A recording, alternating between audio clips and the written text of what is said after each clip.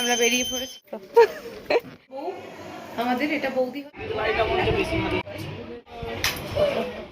ও বাবা খুলে দেবে থাক এই সিনিয়র সিটিজেনটাকে বাদ করবে দি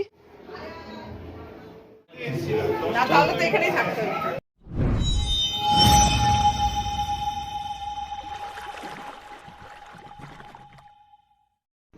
হ্যালো সবাইকে, welcome back to Rituparna story. আর আমি ঋতুপর্ণা চলে এসেছি তোমাদের সাথে নতুন আরও একটা ব্লগ নিয়ে। সাত সকালে স্নান ধান কমপ্লিট করে রেডি হয়ে চলে আসলাম তোমাদের সামনে। তোমাদের সাথে শেয়ার করতে হবে তো দাদার বিয়ে। আজকে রয়েছে ভাত কাপড়ের অনুষ্ঠান, তাই সকাল সকাল রেডি হয়ে নিয়েছি যেন কোনো কিছু মিস না করি। সেই জন্য রেডি হতেই তারপরে ওনার মনে পড়লো আমার পায়ে ব্যথার কথা। আর পাটা অতিরিক্তই ব্যথা করছিল, কারণ বিয়ের দিন যা লাফালাফি করেছি সেই জন্য।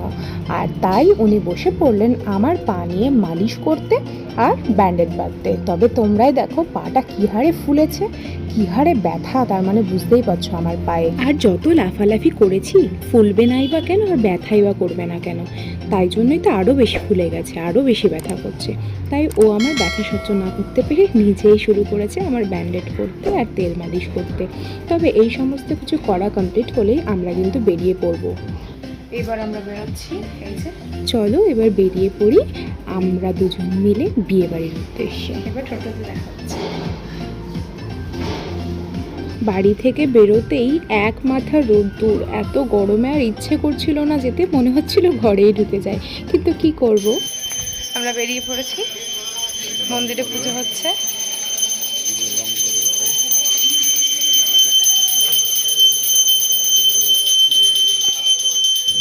আমাদের কপাল ভালো থাকার কারণেই সাথে সাথে টোটো পেয়ে গেছিলাম, আর টোটো পেয়ে তড়িঘড়ি উঠে পড়েছিলাম টোটোতে, আর টোটো করে চলে আসছি বিয়ে বাড়িতে। এই যে কাকু আজকে কাজে ব্যস্ত। বিয়ে বাড়িতে এসেই সকলের মুখে দেখি আনন্দের ছাপের বদলে গরমের ছাপ পড়েছে। চলে এসেছি বিয়ে বাড়িতে, এই যে নতুন বউ আমাদের, এটা বৌদি হলো। বিয়ে বাড়িতে এসে সকলের সাথে কথা বলে নিয়ে তারপরে চলে আসলাম বৌদির কাছে, মানে নতুন বৌদির কাছে। নতুন বৌদির ননদিনী বলে কথা, বৌদি যদি রাগ করে ননদিনী কথা বলছে না দেখে, তাই চলে আসলাম কথা বলতে। আর এরপরে এখানে খাওয়া দাওয়ার পর্ব চলছিল, তাই নিজেরাও বসে পড়লাম খাওয়া দাওয়া করতে। আর এখানে আমি, ও আর একটা ঠাকুমা আর একটা পুচকি মিলে বসে পড়লাম আমরা চারজনে খেতে। আর খাওয়া সেরে এখানে নিচে চলে আসলাম ঘরের মধ্যে সকলে মিলে গল্প করতে, মজা করতে। আর এখানে অনেকজন ছিল, মা, বাবা, আমি, নতুন বৌদি, ঠাকুমা, দাদু, পিসুমণি, বড় পিসুমণি, ছোট পিসুমণি, অনেকজন মানে সহ পরিবারে আর কি বলতে পারো। বিয়েবাড়ির এতজন মিলে সকলের সাথে গল্প হচ্ছিল, আনন্দ হচ্ছিল, মজা হচ্ছিল। আর এরই ফাঁকে মনে পড়লো আমার ঠাকুমার কথা। ঠাকুমা মানে হলো কাকুর মা, আর কাকুর মা আমাদের সকলকে খুব ভালোবাসতেন। আর উনি যদি থাকতেন তাহলে বিয়েবাড়িটা আরও জমে যেত। সেই জন্য ওনাকে একটু মিস করছি, আর ভাবছি যে একদিন না একদিন তো সকলকেই ইহলোক ছেড়ে পরলোকে যেতেই হয়, তাই না? তাই মন খারাপ করে লাভ নেই, কিন্তু মন তো একটু খারাপ করে। তো এইখানে আবার সবাই মিলে চলে আসলাম একটু সেলফি বগেরা সব কিছু তুলতে। আর সেলফি বগেরা তুলে নিয়ে আমরা এবার বেরিয়ে পড়বো ওই বাড়ির থেকে এই বাড়ি, মানে বিয়ে বাড়ির থেকে পিসুমণির বাড়িতে। বিয়ে বাড়ি থেকে বেরোনোর সময় মাথায় চলে আসলো আইডিয়া, শাড়ি পরেছি, সাজুগুজু করেছি, একটু ভিডিও বানাবো না, তা কি হয়? তাই ভিডিও বানিয়ে নিলাম।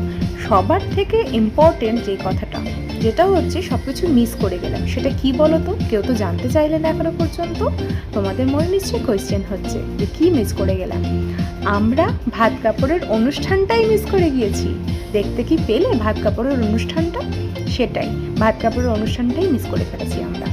সমস্ত দুঃখ বেদনা সব নিয়ে চলে আসলাম পিসুমণি বাড়িতে।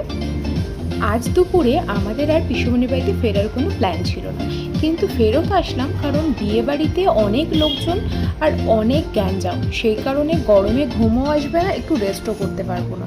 সেই জন্য চলে আসলাম শান্তির জায়গায়, কারণ ঘুমটা কিন্তু শান্তিপূর্ণ জায়গাতেই ভালো লাগে।